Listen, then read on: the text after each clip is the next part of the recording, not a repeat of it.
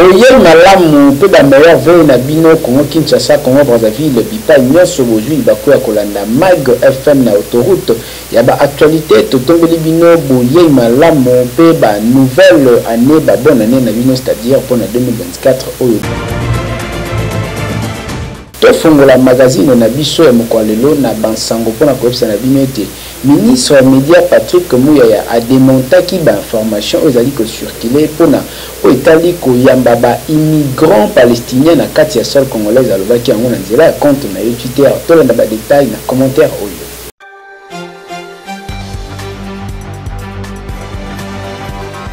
Gouvernement et République démocratique du Congo et pesaki na oesengeli koyeba pona tina ya lokuta o epesamaki na nzela ba réseaux sociaux na o etali négociation to ba discussion entre Israël concernant accueil ya ba éventuels immigrants palestiniens na sol congolais. Et Sengeli Koebaki, à travers publication, Oye Postaki Patrick Muyaya, ministre de la communication, peut porter-parole le gouvernement, mercredi 4 janvier 2004, et Taïsaki ke etikala kozala tepe kozalaka atasoki mokete forme une négociation to ba discussion moko na alikanisi ya koyamba ba immigrants palestiniens na kati ya sol ya Kinshasa entre Kinshasa na Israël masolo wana ebetamaki penza libanda na ndenge ya makanisi ya batu balinga kaka kotia ba trouble na ba communication msusu esengeli to ebake mise au point oyo esalamaki suite à ba information ozaki rapporté semaine eleki et pas ya ba média msusu obazali ko évoquer possibilité à RDC na tina o Italie accueil ya ba immigrants palestiniens. Déclaration officielle oyo ezali pona tina ya kokata na mokuse makanisi to pe banungu nungu o ezali ko salema na tina ya accord o etikala kozala te pe kozalaka entamé atasoki mokete entre deux pays, c'est-à-dire Israël to pe République démocratique du Congo na o etali ba question migratoire ya ba immigrants palestiniens. Boyende sengeli koyeba pour information nyonso ezalaka te ifo kondimela yango. Edi Kankou, moko ya parti IDPS atalisaki ete parti au pouvoir ezali ata na likamisi moko te pe bazali contre makanisi nyonso ya o etali ko bandela ba élection na République démocratique du Congo pona mona mboka atalisi ete Félix Tshisekedi azali moko ya IDPS ayende avainkraki pe alongaki ba élection oyo pona ba opposant batika ko se distraire alobaki yango na micro ya Deborah Petit.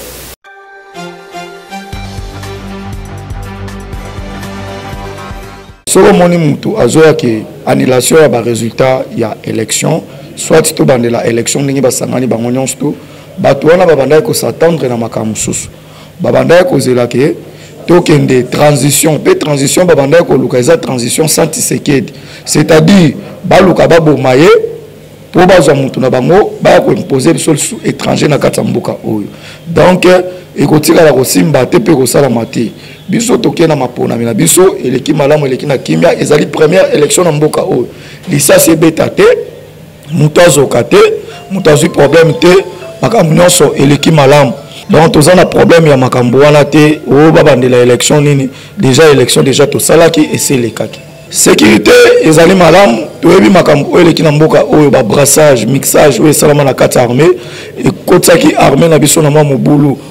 yeke melelo toza na bana mboka oyo bazobunda mpona makambo ekoka kozala malamu oyo bazobunda mpona na volonté ya commandant suprême ya FARDC pe la police nationale azotia ba moyen nyonso en jeu oyo etikala kosalama te pendant 24 ans ya AFDEL na Congo lelo tozomona ke ba moyen etiami ba makambo esalami mpona ke armée na biso ezalaka toujours likolo. Synergie Congo ba félicitaki chef de l'État pour la réélection na la magistrature suprême pe ba tombelaki ye mobu molamu ya bonne année kaka na maloba na bango batalisi ete bazalaki pe batikali convaincu na résultat oyo ya malamu azwi na ba élection batalisi ete baza vraiment très convaincu ya kozala na côté na ye mpona kokumbela masona oyo esengeli pe na ba opposant batika ko se distraire parce que bango bazwaki te ko se distraire na temps oyo UDPS topé parti au pouvoir topé bango ba o ba kwayaka na vision chef de l'État babandaki déjà comme lengela pona otali mapononi José Nyuka Ozali mokondi ya Synergie Congo alobaki yango na micro ya Alengoma.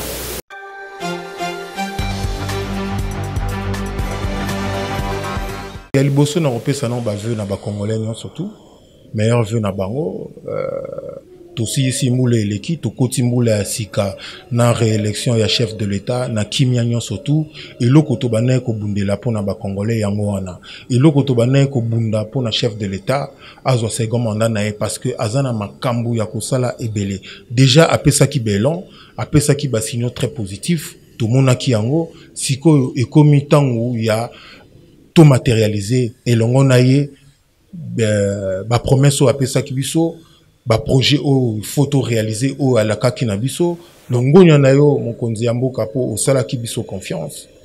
o sengi na ba congolais ba accompagner yo ba congolais ba yoka kimbela na yo donc ba congolais pe ba tikiote po ba yebi ke yo so lara bien oza pembe na bango ozo ka bango au-delà ya ba problème oyo ya ba nungu ebele yo kutana nango na bandi tango ekoki que to relever ba défi o yo moko na biso to solo la ki pendant biloko utaki koleka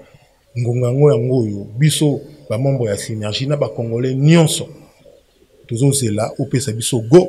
pour que tokende liboso Congo na biso éléphant ya monene oyo Afrique mobimba atalelaka tozo zela atelema pour que développement et se réaliser nani akoloba ke muninga a tricher muninga omususu a tricher te donc on est ba faux débat biso tant baninga bazoluka candidature commune biso to montagi déjà ba stratégie auto tchaki na esika pour nako faire réélire mokonzi ya mboka na ba résultat moko écrasante nekto banaye ko ba majorité écrasante sans négociation donc biso to zoki tango ya ko étudier ba force na ba faiblesse ya ba candidat nyon surtout to négliger candidat mon côté to zoki tango ya ko étudier bango to moni ba force na bango to moni ba faiblesse na bango nde epesak biso makasi penguya ya ko beta makasi pour que tous ba résultat o nzela ezalaka lisusu te depuis bamvula ebanda ko kamwa bondimela ngai na avenue du commerce pembeni hôtel de ville côté mosusu hôpital ex mamaemo oyo ebetami bada kasi na avenue du commerce nzela ezalaka lisusu te population azali kolela impraticabilité pe inondation ezali koinonde banzela potopoto nde tikaka na filme okozwa ide te donc Clark azalaki wana mpona compte ya Mag FM.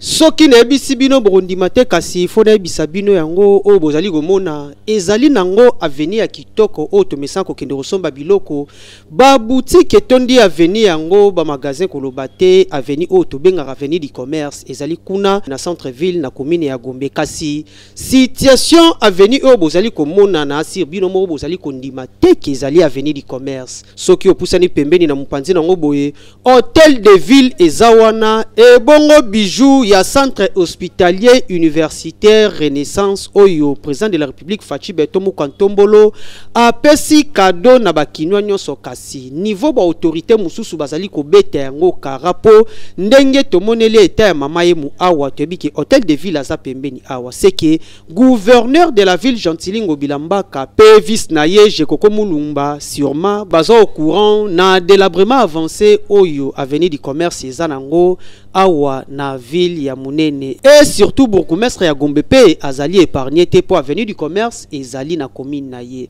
et ba autorité pona nini bozali kolinga toujours bozape misala kitoko oyo président de la république azali kosala awa po bato nyonso baya na hôpital oyo tobengaki ex mama yemo il faut baleka na avenue du commerce surtout bato bazali kouta côté ya Changu limité partie est nyonso ya ville province ya Kinshasa il faut baleka awa na avenue du commerce kasi na eta nango bozali komona bino moko soki olati boot te to olati sachet na makolo te okoleka te po kombo na yo tambola na kati ya mai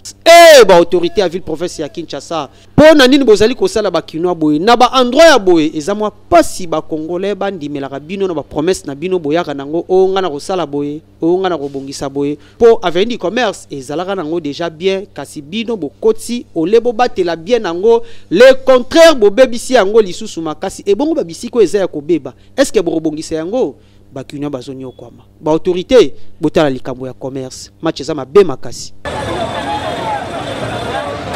na sima mbela ya Mag FM bakonzi baoki kolela population pe bondimela ngai misala ya botongi nzela kuna na avenue Lumumba na commune ya Limité esi ebandi population asepeli makasi po ete ezali kosoulage bato bazali koleka nzela wana mpe mituka banzela ekokoma mpenza na ndenge esengeli tolanda.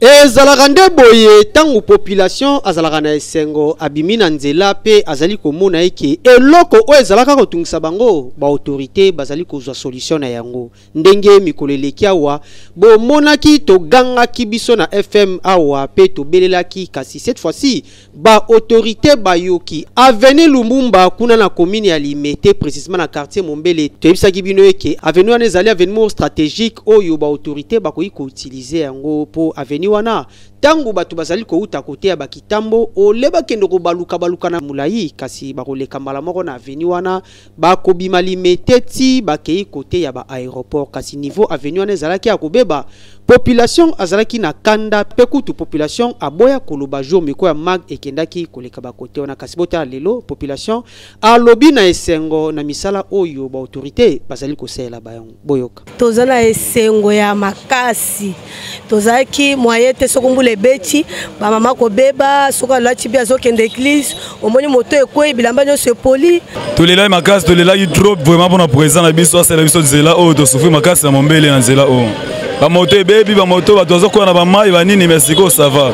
présent une intervention na e ba to fait des ba zo bongisa zela to sepeli vraiment makasi et prochaine ezaka ke na say merci ne ba bongisa nzela parce que e umeli mingi to souffrir mingi pour moi ke mbaya boto kemi fort to loba ba journaliste ba to loba ka mais na moni moi solution zo mbaye obongisa to souffrir mingi déjà na bato o avant le rang avec Mombele pour bima bo ba ka passer ba dépasser mbongo na ba ba 3000 pour abima kapela toyoki ndenge population asepeli parce que Avenue Lumumba ezalaki na situation ya mabe makasi ezalaki ya kobeba ndenge bamoni ba engin ye ezali kosala mosala nango avec impact na idéologie ezali kobimisa salité nyonso ezalaki na ba terrasse pe terrasse na yango ya monene oyo ezalaki boucher ezali ko déboucher yango pe ba prince oyo ezalaki mabulu tomoni ba engin ndenge ezali kosala mosala avec impact na idéologie ezalaka nde boye ndenge tolobaki yango tangu ba autorité bazali kochapre na misu epa ya population na yango epesaka nde résultat ya boye résultat za nini babongisa o population azali kolela pe population apangusama ya misu na ye bomoni ya bolanda exemple ezali lokuta ezali kolobama contre général Amisi dit tango fort au bato bazali kotalisa ki azali contre régime en place topé contre chef de l'état kasi edi kanku moko ya UDPS atalisi na pole ete général Amisi dit tango fort azali bongo pembeni ya chef de l'état pe azali kosala mosala na ye kitoko boyoka ye alobaki na micro ya Mag FM.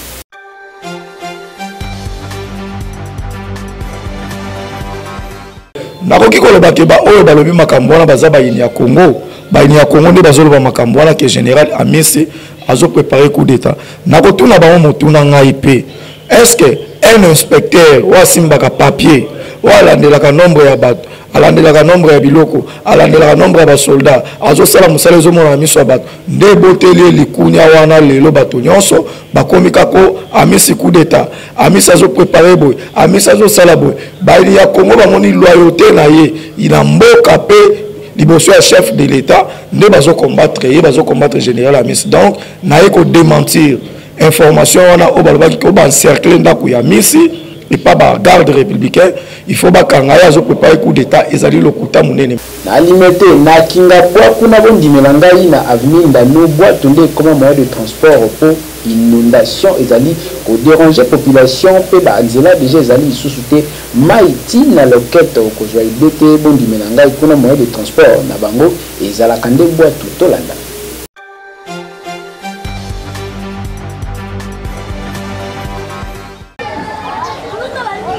likambo ya kokamwa population ya ndanu bazali kolela en plein 21e siècle kuna na ndanu bwatu ezali kosala toujours transport ya batu pe ya bibiloko na bango pona nini niveau ya mai o ezali kokotela population ya ndanu kuna na limité population aibité soki bango bazali vraiment a na ville province ya Kinshasa to esi balongola bango bache bango na planète mususu po soki bazalaki na ville province ya Kinshasa bango balinga bazala ba situation na te bozwa neti a place bozali komona population azali koya awa ezali nango kutu place ya bien oyo bango moko balobi po na kati kuna ba famille esangani bavandi wana po na kokima ba mai oyo ezali ko déranger bango neti botala kuna bwatu amemi bandeko ebongo biloko ya bandeko kutu place barocha yango ezate ba misusu baye kokima baye ko se réfugier pa bandeko na bango awa place ya moi bien ba cheche biloko na bango population ya ndanu ba ebite baloba nini malgré ça ba communiquaki na micro ya Mag FM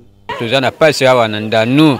côté ya école Romanie tuzana pasi moi était papa est-ce que ba kunila biso bazoma na biso te est-ce que ba ko salisa biso te ba ya kotala ndenge biso tuza ku vivre awa moi ya kozana bana biloko nyose ezokotaka na mai est-ce que boki ko salisa biso te non eza situation mo boy ezala nango déjà donc t'occuper kotika pe bongo te to sengara aide de façon que bato quand même va se sentir en sécurité quoi pour façon inondation et salama ils ont causé ba dégâts ebele bato ba perdre biloko banda ko ezobeba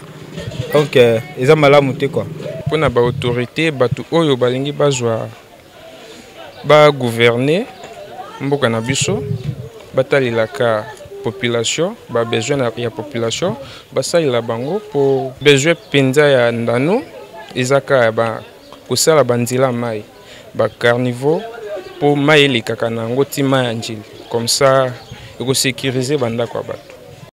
Ah oui, bon moni ndenge nini population ndanu oyo bavota ba députés nationaux pe députés provinciaux awa na limité kasi population ya ndanu bazali konyo kwama bazali ko vivre na mai situation oyo ezwi mikolo ebele nani akozula bango solution ba beleli na micro ya Mag FM eke ba mekempe kolukela bango solution awa ataba ko dinda kasi ba dinda ta muke ndenge bango bazali kolela po niveau bazali ko dindela pasi pe mawa population ndanu balé.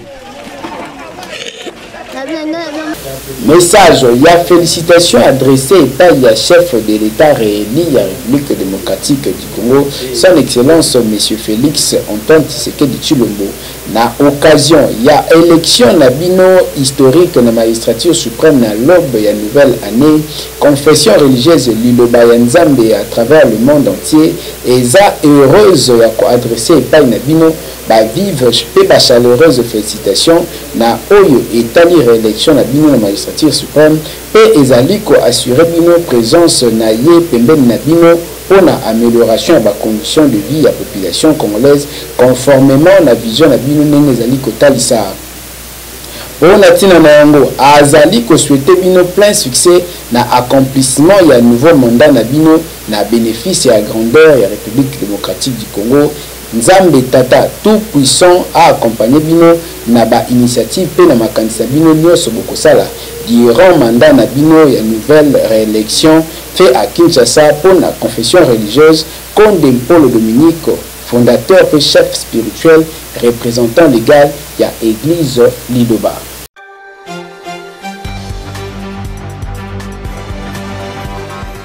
Na Kinshasa, prix à carburant et banakali sous-souté tantôt koyoka $1 côté sous $2 ba réservoir ba koma kotia prix à course selon makanisi na bango to na commentaire ya Rite Dinanze.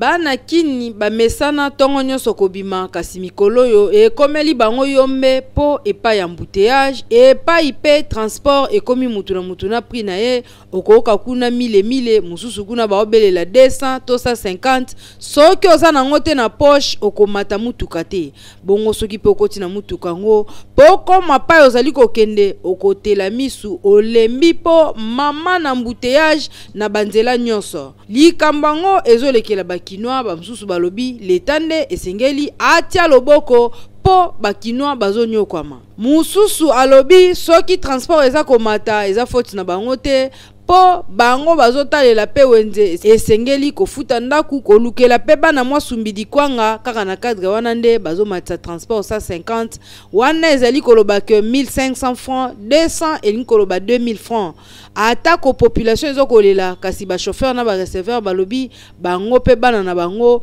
esengeli bazwa mo loko. En tout cas, le ministère du Transport va aussi appeler le côté. Parce que ceux qui vont recevoir va prix de la faute à l'État comme incapable. Alors, on va aussi le secteur du transport. Donc, nous avons un prix. Il y a 1500, 2000, mais prix à l'État, prix à l'État, à combien? Likambo oyo ya transport en commun esengeli penza bakondi bafongola miso po embouteillage eleki mutuna makolo pe lisusu chauffeur nyonso to receveur nyonso azana e libre ya kotia prix oyo ya lingi ayebi te kazo konyokola population bakondi boza wapi po population ezokemba.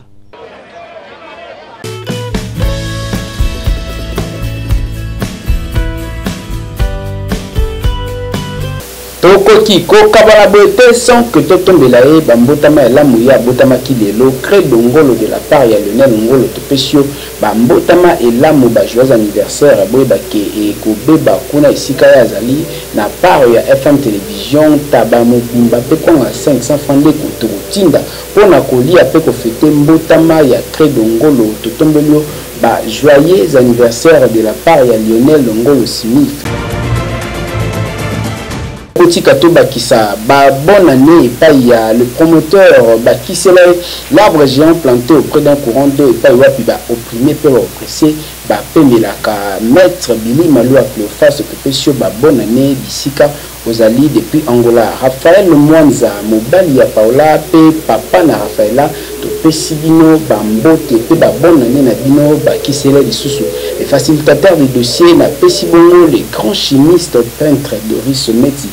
Bonne année la famille Meti Mobimba Aris Chapami les de l'arbivore yayo yangwana depuis lemba yemutasimi masolonga inabino la kande contrat à vinde tukisukisi mag FM mokwalelo bonne année bisika buzwami nzambe azana.